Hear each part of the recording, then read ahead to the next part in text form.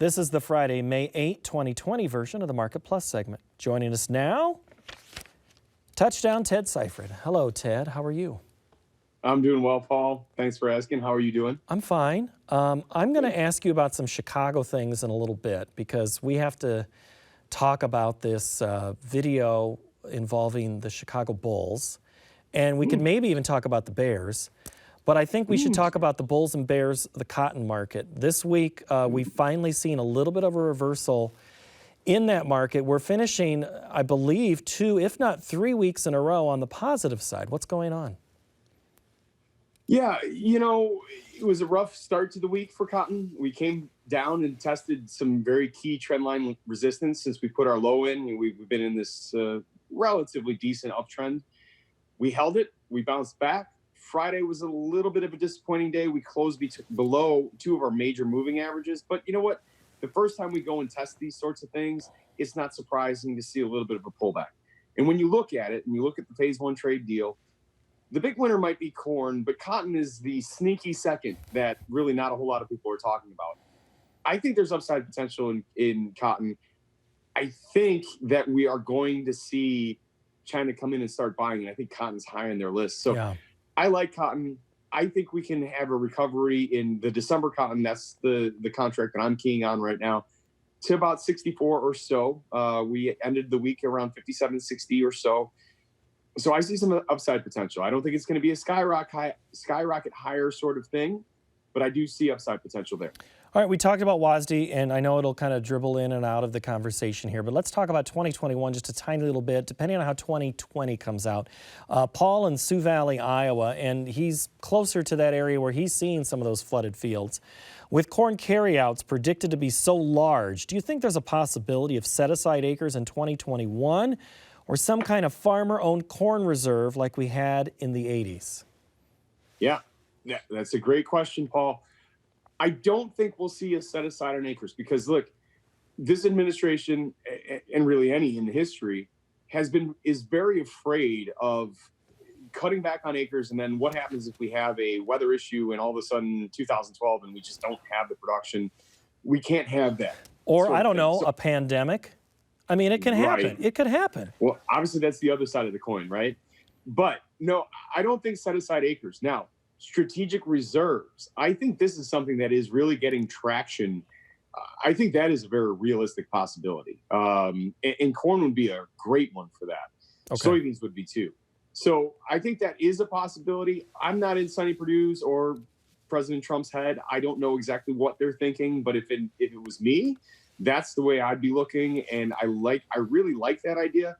I'm generally not one for government intervention into any free markets, but government purchases of things that I think strengthen our country when we have so much uncertainty when it comes to coronavirus and everything else that we've got going on, I think it'd be a good time to do something like that. Okay. We've been discussing the livestock markets. In fact, we even flipped the show format last week. MJ in Illinois is asking a question that's absolutely on the mind. Will livestock slaughter ever go back to 100%? He says, I doubt it. At best, 80%. Every livestock owner I know is feeding right now to maintain weight. Yeah. So, yeah, very good point. As far as doubting it, you certainly have to doubt it in the short term because, to get back up and running again, you feel like a lot of these packer plants are going to have to do things that really make it so that even if they are running, they're running at 60 to 80%. So, yeah, I echo your sentiment there. But longer term, I think we really do. I think ultimately we're going to end up producing above last year's levels before the end of this calendar year because the profit margins are there. The two things that really motivate are fear and greed. Well, we took some of the fear away when we enacted the Defense Production Act, which means the workers aren't going to be able to sue. It means that people that go to the grocery store and pick up a package of pork chops and feel like somehow they got coronavirus from that package won't be able to sue. The liability is taken off. And then you offer record packer margins. And so there's the money, there's the value add. They'll find ways to make it happen. I don't know if that means more facilities or automation or whatever, but yeah, I think eventually we will be back more than 100% of last year's production. And I think it happens before the end of the calendar year and really takes off for next year because the demand is obviously there. But yes, you got to worry in the short term, the 6 to 10 days or 7 to 10 days. Ooh, I don't know how that happens. Well, and that was a question Ben in Sugar Land, Texas was asking, and I know that they're thinking about it down there. He's asking, 7 to 10 day, what's the realistic look at something like that? But, we haven't talked about worker safety. There's Ben's question. How does it happen? Because slower chain speeds, yes, Greeley, Colorado came back online, major plant. Smithfield and Sioux Falls came back online. But Ted, you can't just build a plant in a day. And you don't really have any of these in mothballs sitting anywhere that you can just pull off the cupboard and go, the cover and go. So anyway. We've got a whole bunch of them in Chicago that have been inactive for like 60 years. Yeah. So, might be a little bit behind a little bit there. All right, let's get back to grains here. Okay. This is Kirby in Hancock, Wisconsin, asked via our Facebook page. Which of the grain commodities would you sell in the near term? Hi, Kirby. That's an interesting question. I think mine would be wheat, because we've had some weather issues. I think we'll have a little bit more of that early next week, and that might provide an opportunity to sell some halfway decently priced wheat. But for the row crops, this is sort of seasonally the time that we put in a bottom, and then we kind of rally up into the summer. Now, I don't think there's a whole lot of upside potential for corn, especially if we're getting close to that 97 million acre planted acreage intention. But we still got to grow the crop. So I'm not really aggressively selling much right now. I hope that we've made some sales previously, but at the moment I don't feel like we need to be terribly aggressive. So I guess wheat, if I have to pick one of them, but I see upside potential for soybeans. I actually see a pretty significant amount of upside potential for soybeans if China does start buying. All right. I think corn has a halfway decent recovery as well. Okay. So I'm putting the brakes on the sales at the moment. Hold that for a moment, because Richard in Belle Eagle, Tennessee is putting you on the spot more than I am, or more than Kirby did. He says if 1 is at most bearish and 10 is most bullish, where would you rate CZ20, SX20, and CTZ20 today? Okay. I told you I like cotton, but of the three, or I don't know if you said wheat in there too, but yeah, definitely November soybeans. Because look, you look at the planting intentions, you look at the pace of planting, I think we're going to struggle to get that 83.5 million acres that the USDA had for intentions. Let's say that drops to an 82. And that gives me a balance sheet or a carryover of right at or maybe just under 400 million metric tons. That's relatively tight to what we've seen in the last couple of years. And then if China does start trying to make good on the phase 1 trade deal for this year or next year, we could run out of soybeans. We are still in the position where we could run out of soybeans. So I think the potential of everything on the board, soybeans has the highest. Again, I like cotton. Again, I think corn has some interesting aspects from the ethanol perspective, and the fact that we're creating an energy crunch with what we've done in the crude oil market and this inflationary draft with what we're doing by throwing trillions and trillions and trillions and trillions of dollars at an economy. But for me, the home run hitter, potentially, soybeans. Okay. You heard it from Ted. All right, I'm going to skip ahead to corn basis as we look forward here. Justin was asking us via Twitter. He had a grain buyer tell us that corn basis will be 80 to 90 cents below. It will be, 80 to 90 cents lower this fall in Northwest Iowa. Ted, do you agree? Below, I should say, negative. All right, so let's talk about that. And I saw this question on Twitter, and Justin, this is a great question. Let's think about this. If we see basis 80 to 90 cents below, what does that mean that the board is doing? Because generally speaking, when basis falls apart like that, that means the board is rallying and the cash just isn't following. If we're going to see really low prices, we very likely will not see that sort of basis. These are grain buyers that really want to come in and lock in basis because they realize that if corn does drop another 30, 40 cents, that basis probably will tighten up pretty aggressively. And I get it.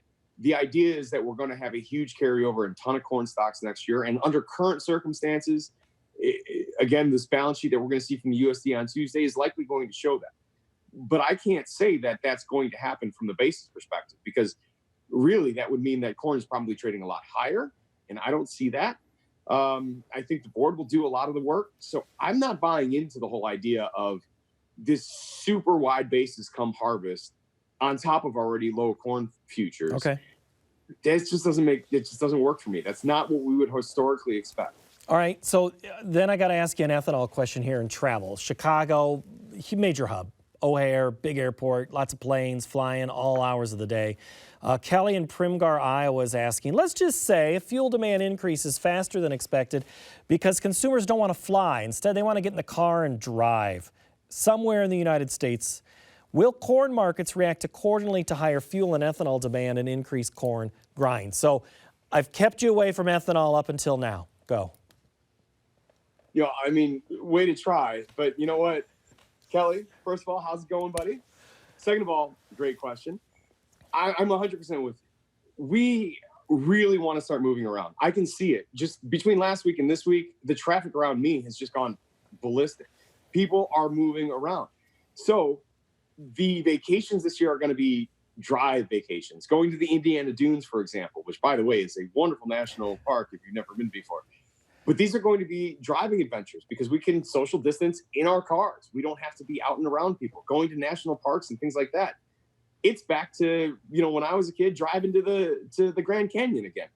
Yes, I think very much ethanol has a lot of upside potential because with what we've done in crude oil in the past 2 weeks, when we took it negative, and now it's still trading at very low prices, even though it has come back a bit, we're shutting down a lot of production.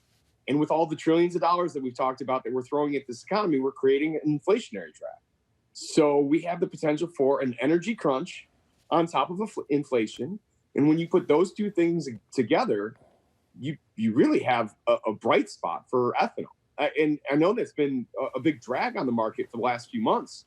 But longer term, I see that being as really one of the big bright spots of the corn balance sheet. Once again, exports, I think, could be very solid. I'm rather bullish on what happens for ethanol over the course of the next year or two. Speaking of bulls, you've been watching that Last Dance thing? Yes. What do you think? Okay. Yes, I have, man.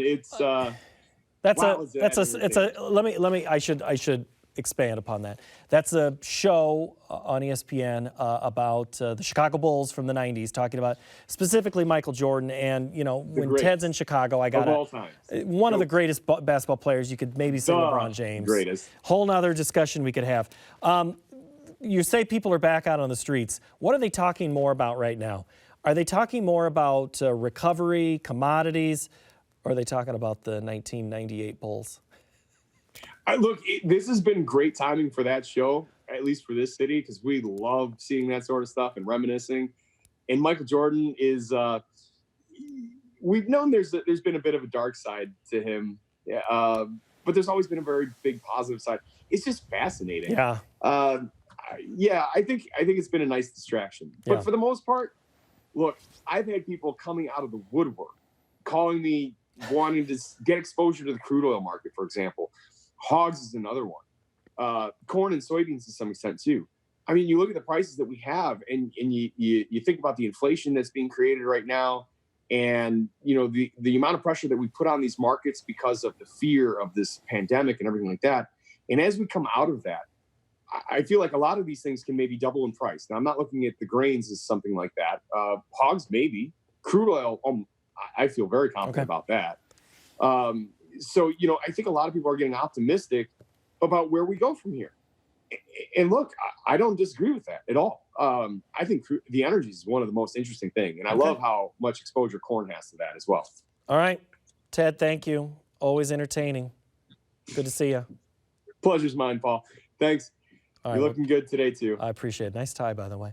All right, join us next week because we'll do another Market Plus. We'll also do another TV show. But on the TV program, we will explore the efforts to find labor during COVID-19 pandemic. And we'll break down that WASDE report. We'll bring in Don Rose and Jeff French. They'll be here at the Market to Market table for Ted Seifried and the rest of the crew here at Iowa PBS. So long from Market to Market.